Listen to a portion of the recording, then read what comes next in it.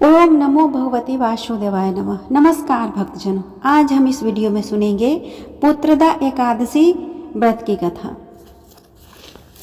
तो आइए इस व्रत कथा को सुनते हैं। धर्मराज युधिष्ठिर बोले कि हे भगवान, अब आप मुझे श्रावण मास के शुक्ल पक्ष की एकादशी की कथा सुनाइए। इस एकादशी का क्या नाम है तथा इसकी क्या विधि है, सो आप कहिए।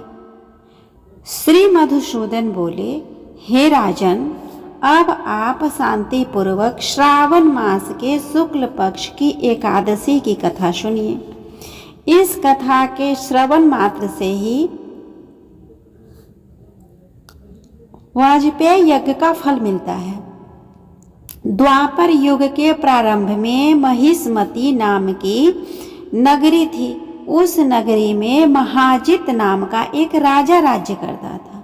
वह पुत्रहीन था, इसीलिए वह सदैव दुखी रहता था।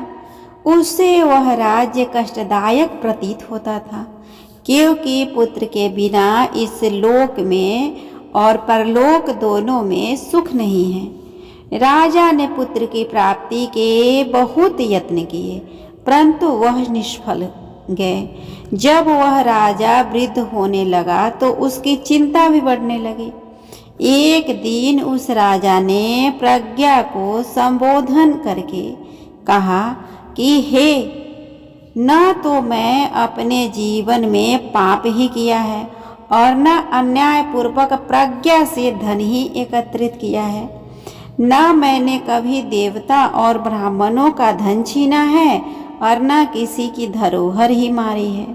मैंने प्रज्ञा को सदैव पुत्र की तरह पाला है। मैंने अपराधियों को दंड दिए हैं। मैंने कभी किसी से राग द्वेष नहीं किया, सबको सम्मान माना है। इस प्रकार धर्म युक्त राज्य करने पर भी मैं इस समय महान दुख पा रहा हूँ। सो क्या कारण है, मेरी कुछ भी समझ में नहीं आ रहा है। राजा महाजीत की इस बात को विचारने के लिए मंत्री आदि वन को गए। वहाँ वन में जाकर उन्होंने बड़े बड़े ऋषि मुनियों को दर्शन दिए। उस स्थान पर वयोवृद्ध और धर्म के ज्ञाता महर्षि लोमस के पास गए। उन सब ने जाकर उन महर्षि को तथा योग्य प्रणाम किया और उनके सम्मुख बैठ गए। उनके दर्शन से सबको बड़ी प्रसन्नता हुई और उसकी विनय करने लगे कि हे देव, हमारे अहोभाग्य है कि हमको आपके दर्शन किए। इस पर लोमेश ऋषि बोले कि हे मंत्रीगण, आप लोगों की विनय और आपके सद्व्यवहार से मैं अत्यंत ही प्रसन्न हूँ। आप मुझे अपने आने का कारण बताइए। मैं आपके कार्य को अपनी शक्ति के अनुसार अवश्य ही करूँगा, क्योंकि हमारा शरीर ही परोपकार के लिए बना है।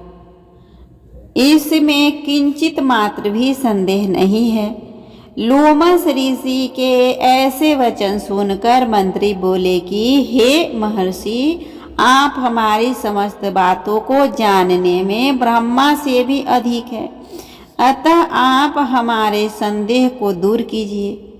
महिष्मती नाम पुरी में महाजित नाम का एक धर्मात्मा राजा था। वह प्रजा को पुत्र की तरह धर्मानुसार पालन करता था, परंतु फिर भी पुत्रहीन है, इससे वह अत्यंत दुखी रहता था। हम लोग उस राजा की प्रजा है, हम भी उसके दुख से दुखी हो रहे हैं, क्योंकि प्रजा का यह कर्तव्य है कि राजा के सुख में सुख माने और उसके दुख में दुख माने। हमको उसके पुत्रहीन होने का अभी तक कारण प्रतीत नहीं हुआ। इससे हम आपके पास आए हैं। जब से हमने आपके आदर्श किए हैं, हमको पूर्ण रूप से विश्वास है कि हमारा कष्ट अवश्य दूर हो जाएगा, क्योंकि महान पुरुषों के दर्शन मात्र से ही प्रत्येक कार्य की सिद्धि हो जाती है।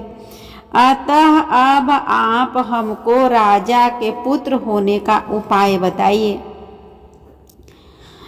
इस पर लोमस ऋषि ने एक क्षण के लिए नेत्र बंद किए और राजा के पूर्व जन्मों का विचार करने लगे। विचार करके बोले कि हे श्रेष्ठ पुरुषों, यह राजा पिछले जन्म में अत्यंत निर्जन था तथा बुरे कर्म में किया करता था। वह एक गांव से दूसरे गांव में घुमा करता था। एक दिन ज्येष्ठ मास के शुक्ल पक्ष की एकादशी के दिन 2 दिन से भूखा था। दोपहर के समय एक जलाशय पर जल पीने गया। उस स्थान पर एक उसी समय ब्याई हुई गाय प्यासी जल से पी रही थी। राजा ने उसको प्यासी ही भगा दिया और स्वयं जल पीने लगा। हे ब्राह्मणों, इसीलिए राजा को यह दुख भोगने पड़ रहे हैं। एकादशी के दिन भूखा रहने से उस राजा होना पड़ा और प्यासी गौ को हटा देने से पुत्र वियोग का दुख भोगना पड़ा।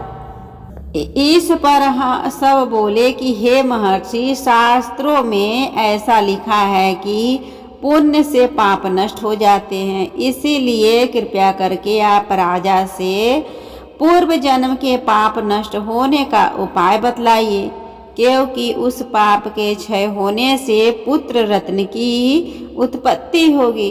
ब्राह्मण के ऐसे वचनों को सुनकर लोमस ऋषि बोले कि हे ब्राह्मणों, यदि श्रावण मास की शुक्ल पक्ष की पुत्रदा एकादशी का तुम सब लोग व्रत करो और रात्रि को जागरण करो और उस व्रत का फल राजा को प्रदान कर दो, तो तुम्हारे राजा को पुत्र पैदा होगा।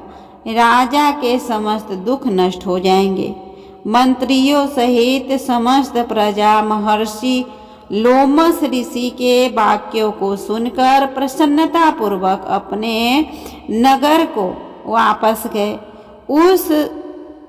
उन सब लोगों ने श्रावण मास के शुक्ल पक्ष की पुत्रदा एकादशी को लोमस ऋषि के आज्ञा अनुसार विधि पूर्वक व्रत किया और द्वादशी को उसका फल राजा को दे दिया।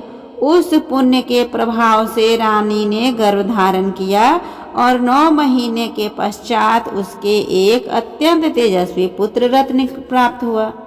हे राजन, इसीलिए इस एकादशी का नाम पुत्रदा पड़ा है। जो मनुष्य पुत्र रत्न को प्राप्त करना चाहते हैं, उन्हें इस एकादशी का व्रत विधि पूर्वक करना चाहिए। इस व्रत के प्रभाव से इस लोक में सुख और परलोक में स्वर्ग को प्राप्त होता है। इस तरह एकादशी व्रत की कथा पूर्ण हुआ। भक्तजनों, आप सभी को ये पुत्रदा एकादशी का व्रत कथा कैसा लगा, कमेंट करके बताएं। अगर अच्छा लगा हो तो वीडियो को लाइक और शेयर कर दें। साथ ही मेरे चैनल को भी सब्सक्राइब कर लें, ताकि जब भी मैं इस तरह का वीडियो अपलोड करूं, उसका नोटिफिकेशन सबसे पहले आपको मिले। तब तक के लिए श्री हरि आप सभी पे अपनी कृपा बनाए रखें। ओम नमो भगवते वासुदेवाय नमः।